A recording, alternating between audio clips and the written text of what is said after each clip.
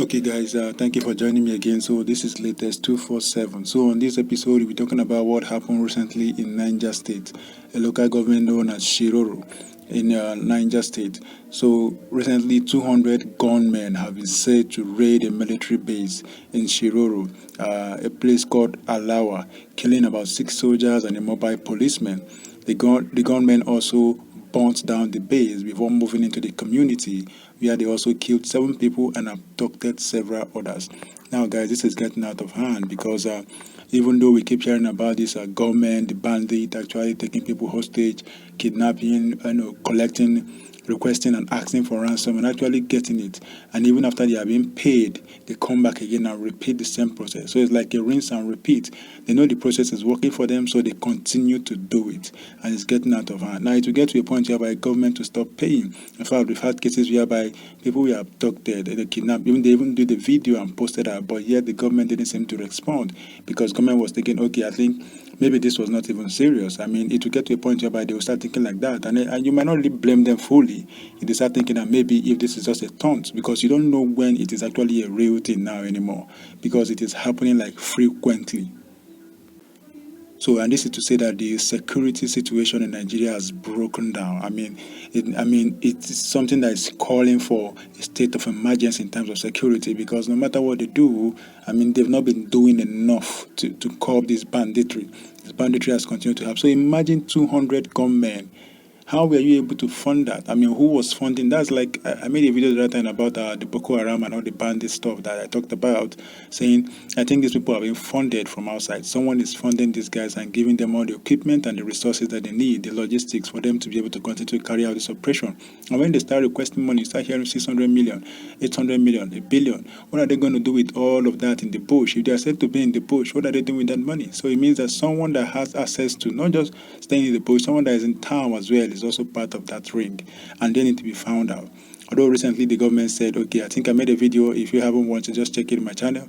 I made a video where the government said, okay, that they have started seeing signs. They have started finding out those that are funding these guys, sending money from United Arab Emirates and all other places, that they're actually trying to trace, they are making arrests and they're investigating, but they're yet to call names. I think they're still holding it back because it is still under investigation.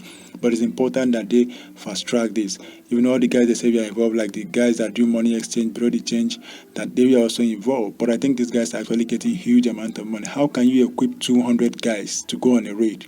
And they are not even scared of the military guys anymore. Usually you might say, okay, they are not scared of the police because they'll be well equipped more than the police. But right now, even the military, the soldiers, they are no longer afraid of the soldiers. They are killing soldiers now. So who else do we run to? Who else do you say, okay, is going to help you when there is a critical situation? Usually when the situation is actually offhand, here the police cannot handle it. The mobile police comes in. When mobile police cannot handle it, then the soldiers come in. But right now, even the soldiers themselves have been attacked. And because of what happened, because of the 6 soldiers that were killed, the soldiers had to leave that post. They had to go back to base. And the community and all the people around that area, the local government, everybody is complaining. They are panicking now. They are in fears because they said the soldiers that are supposed to be helping them, guarding them, have all left because of what happened to their own people. About 6 soldiers gone down. So, but the government has come to say, the state governor has come to say that, Yaya Bello has come to say that the soldiers actually went to re-strategize. We know he's just trying to, cover up for them to say that they went to re-strategize, but everybody understands that it is not easy. How can you take out 6 guys at the same time and you expect them to stay in that same spot? So they've gone to re-strategize, obviously, very good for them to re-strategize and then come back stronger. But deeper investigation needs to be done. Deeper strategy needs to be, put into place. Otherwise, this might repeat again. That is the fear.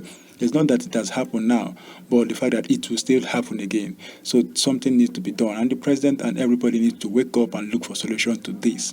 Much more vigilance should actually be done, and much more, not just sitting back to be defensive right now. This is time for offense. This is time for offense. So the military guys, the soldiers, the police, everybody now, this is time for offense. Otherwise, these guys, they've done this right now, taken out some people, killed some people, and then abducted some people. Maybe by tomorrow, next tomorrow, you start hearing a request for ransom. And then the government rushes and pays the money to release those guys, and they come back and repeat the process. That is the painful part. It's not as if, you hear kidnappers, maybe when they kidnap and you pay the ransom and everything is gone. But this one, you pay the ransom, they come back and they repeat that same process. You pay another ransom, they come and repeat that same process. Now, we don't know what is actually happening. This is more like a big business to these guys right now. And the worst part of it is that even some of the people that they've kidnapped in the past, even after paying the ransom, they still kill some of them. So it's very crazy what they are doing. But right now, we actually commiserate and with the families of these soldiers that were gone down and these mobile policemen, and also the community guys that were also killed. We commiserate with the family and hope that this is actually going to be put to a stop. Either the government is actually active or not, but they have to look for a way to stop this. Eventually, this will get to politicians. Of course, it has started getting to politicians. Look at what happened to the governor of Benue State. Look at what happened to the other governors. Different governors are beginning to get visit now. Look at what happened to the former governor of CBN. Things are beginning to happen now because this government, this banditry are beginning to move higher. Since they are doing it at a low level, attacking those in the villages and the farmers, attacking them, and nothing is being done, critically from the government to stop it. So now they are beginning to see that, okay, there's even an opportunity to go higher. When they get a farmer, they request for millions and they pay them. When they get two students, they request for millions, hundreds of millions, and they pay them. Now, what about if they get a governor? What about if they get a state, previous central bank governor? It's going to be even billions that they'll be requesting for. So now they are trying their luck because the government has not done enough to stop them, to discourage them when they are even doing that at a small level. I think the government should wake up. Whatever method they are going to use, if they're going to get external help, they should go seek for help. And we heard the other time that UK's came to some UK commission came to Nigeria, in terms of the Chad Basin, trying to discuss how to help Nigeria. So those are the opportunities that Nigeria should explore. Go back to different countries. There are a lot of countries willing to help. Go reach out to them, sign an MOU, and they can come and help. Equipment, surveillance, and everything to stop this, because this continues to go through. Before, we used to worry about, okay, this is actually happening in Maiduguri. The Boko Haram is happening in Maiduguri, and they are not leaving that particular area at the Sambisa forest. But right now, it has gone beyond Sambisa forest. Right now, it is not even just Maiduguri anymore. Maiduguri is not even part of what the discussion is anymore now. It is happening in Kano, it's happening in Kaduna, it's happening in Niger State, it's happening in Benue, it's happening in different places, and even the southwest is happening everywhere. It's happening in the east as well. Just of recent, we heard about the women, some of the Eastern women coming out and threatening to go on a particular protest, with their shirts off, naked, because of what is happening to them by the herdsmen. So the herdsmen, the bandits, everything now has been joined together. We no longer know who is who, but we think that it's the same people that have been masquerading at different names, coming out with different titles, coming out as bandits, coming out as herdsmen, coming out as kidnappers. It's the same people masquerading as all this, and they are all getting money and diverting to different part of the country.